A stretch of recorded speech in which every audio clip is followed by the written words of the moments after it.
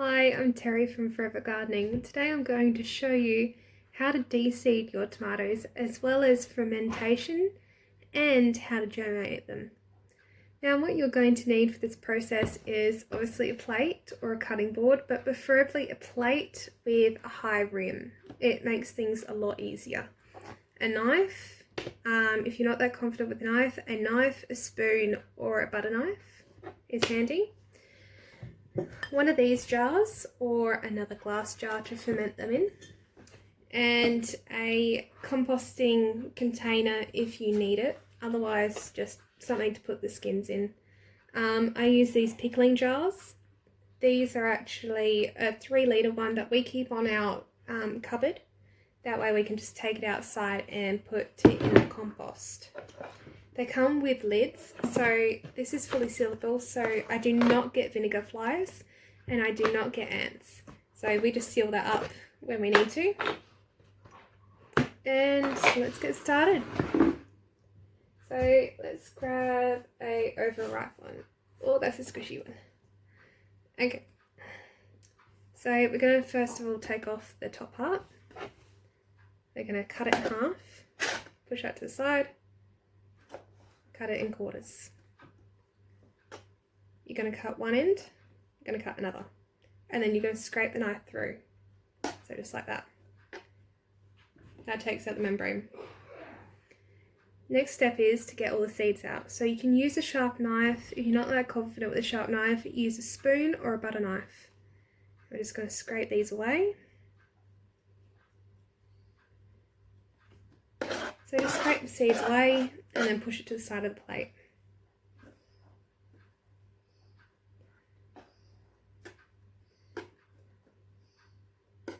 So if you have one like this, just do the best job you can using the tip of the knife and push it aside again. You do not want chunks like this. Just scrape away the seeds and then put the rest in the compost. And then just continue doing this. I normally do massive batches. So I've got, I think it's about 1 kilo's worth of tomatoes. They're from my vines at the back. So I've actually got some in my greenhouse at the moment, so they are hand pollinated. So tomatoes actually do not require bees to pollinate. So if you shake the vine, that way you can actually pollinate it yourself, because they have all the bits that they need inside that perfect yellow flower, and you can just pollinate it yourself. Homegrown tomatoes are amazing. Once you've tasted homegrown tomatoes, you will never go back to store-bought. I remember I had a full year of going to just making homegrown stuff. So a full year of nothing but homegrown, no takeaway, nothing. And I went to Hungry Jack's and I couldn't eat it. I could not eat it. The tomato was disgusting for me. It tasted so much better when it's homegrown, and it's no pesticides, nothing.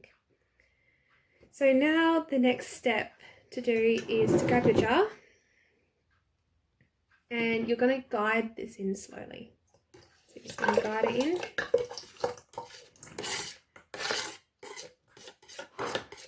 Just like that. And that's why it's handy to have the high rim plates. So once this is full, I'll get back to you on what's the next step. So now that the tomato seeds are all out of the tomatoes and put in the jars, see, like that, it's time to let them sit in the sun for about a week. This will help get the clear coating off the tomato seeds so they come out nice and clean, and after that I will get going with the next step. We are now a week and a half into the fermentation process. Now, you know when they're ready, when they sink to the bottom and there's water on top so you can see through it. Now, our weather's been extremely cold, so we haven't gotten to that point yet. However, that is coming up very soon, hopefully. So it is now 2 weeks since we've put this lovely tomato slurry in this jar, and as you can see, all the elements have separated. So the seeds are sitting down the bottom, then we have the thinner stuff on top. Now what you're going to need is one of these strainers. So I've just got one of these. Then we're going to slowly tip it in to that strainer. So it'll be the water first. Then we'll go to the thicker stuff. So don't let it fill up all the way. This will stink, but it is worth it. Then you turn on the tap. And shake it.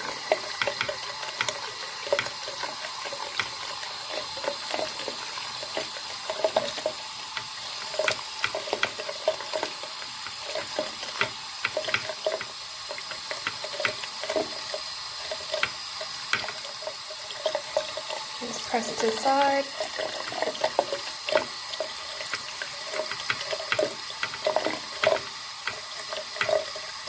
And then you can build up faster.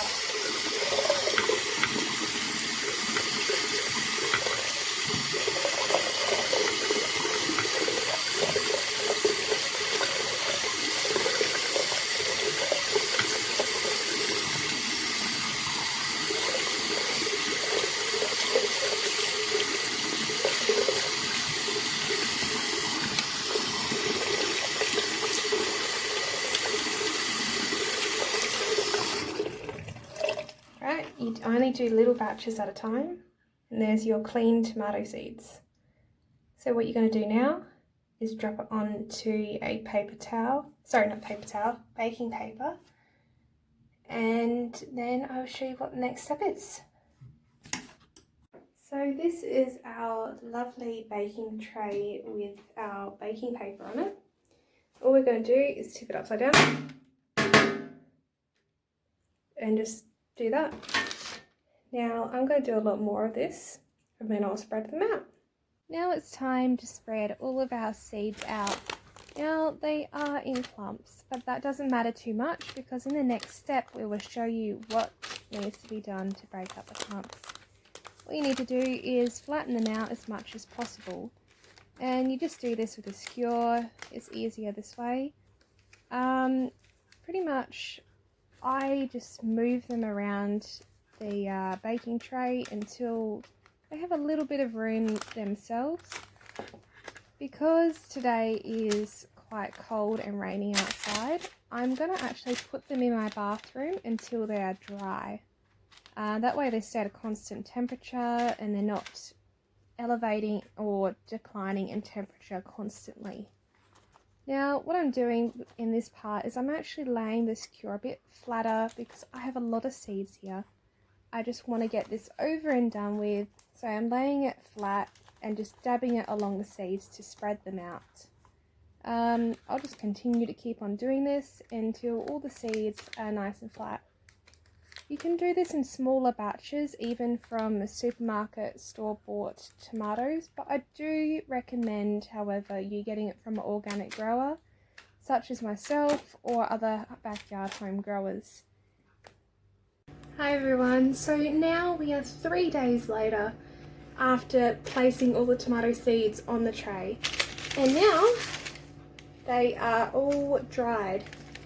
So what we're simply going to do is we're going to grab a handful and we're going to rub them in between our hands.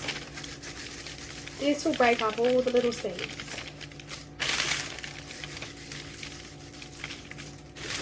So we're going to keep on doing this until all the clumps are broken up. This won't damage your seed whatsoever.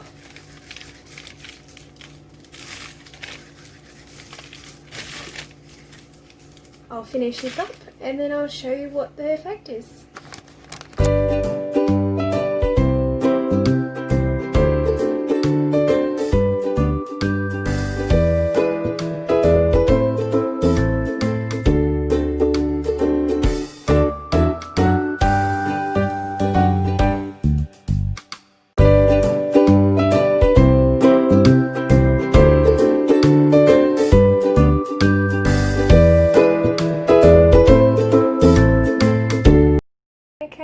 this is the effect it makes. Virtually singles out all the seeds and makes them into individuals. So you just do that by simply rubbing your hands together, and if you find little clumps, then you just do that. This way it makes your seeds last a lot longer, and also if you do leave them in clumps, it won't be too bad. If you're doing it for yourself, you just make sure to thin out the seedlings. So you just keep on doing that until you get all the little seeds. That concludes another episode of Forever Gardening. Now, get into the garden and plant your beautiful tomato seeds. It's the season for it, and now's the time to get planting ready for Christmas.